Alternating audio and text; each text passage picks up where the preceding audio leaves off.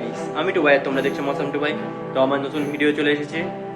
আজকে শ্মশান কালী মায়ের পুজো। তো ভাবলাম শ্মশান কালী মাদের দর্শন করিয়েছিলাম, কিন্তু পুজোর দিন দর্শন করাইনি, তাই ভাবলাম নতুন করে তোমাদেরকে দর্শন করাই।